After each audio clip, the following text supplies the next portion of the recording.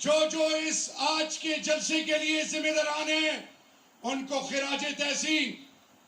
میرے پاکستانیوں، یاد رکھیں، وہ لوگ جو مجھے اور آپ کو حقیر سمجھتے ہیں، وہ لوگ جو مجھے اور آپ کو حقارت کی نظر سے دیکھتے ہیں، وہ لوگ جو ہمیں اپنا غلام سمجھتے ہیں، اور وہ لوگ جو ہم میں بیٹھ کے خیروں کے اشاروں پہ چلتے ہیں، ان کے لیے آج بتانا بہت ضروری ہے کہ یہ دھرتی 27ویں رمضان کو جب مارز وجود میں آئی اور اس کی نسبت لا الہ الا اللہ سے جڑی، تو میں آج آپ سے پوچھتا ہوں کہ جب آپ کلمہ پڑھتے ہیں اور اب جب رب کے آگے سر چکاتے ہیں، تو پھر کیا آپ کو کوئی ڈرا سکتا ہے؟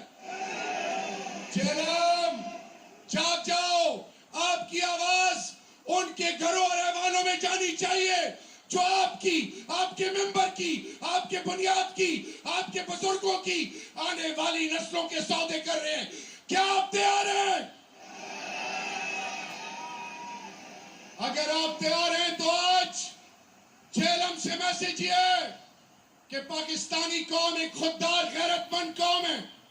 ہم نے اس دھرتی ماں کو وہ عزت اور ناموس دینی ہے کہ کل کوئی ہمیں ٹیلی فون پہ ڈکٹیشن نہ دے، کل ہماری کسی سفیر کی کوئی تذلیل نہ کرے، کل کوئی سبز لالی پرچم کو حقارت سے نہ دیکھے، کل کسی پاکستانی کو اقوام عالم میں کسی جگہ پاکستانی دیار غیر میں ہو اس کی عزت نفس کا جنازہ نہ نکلے. تو میرے پاکستانیوں، ہم نے اللہ کا نام لے کے اور اللہ کی محبوب کی سنتوں کو سامنے رکھ کے یہ عہد کیا ہے کہ جان، مال، اولاد سب کچھ قربان پاکستان اور عمران خان پہ. عمران خان حق کے لیے کھڑا ہوا ہے. آپ سب سے استدعا ہے ذاتی رنجشیں نکال دیں. ہمیں کسی نے مذہب کے نام پہ لوٹا، کسی نے قومیت کے نام پہ، اور کسی نے ہمیں بڑے بڑے خواب دکھائے. اصل خواب کیا ہے؟ لا الہ الا اللہ محمد رسول اللہ، اطیعوا اللہ واطیعوا الرسول، اور اس دھرتی ماں کو ایک آزاد خود مختار ریاست. آخر میں کیا عمران خان کے ساتھ آپ سارے نکلو گے؟ تھوڑا اور جذبہ، کیا آپ عمران خان کے ساتھ نکلیں گے؟ کیا عمران خان کے ساتھ ہر سختی کے لیے آپ تیار ہیں؟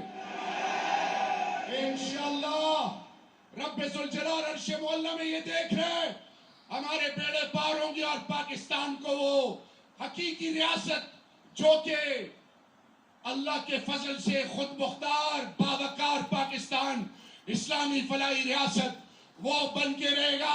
اللہ آپ کا حامی و ناصر ہو. پاکستان اور پاکستانی عوام، عمران خان ہمیشہ کے لیے زندہ باد اور پائندہ باد.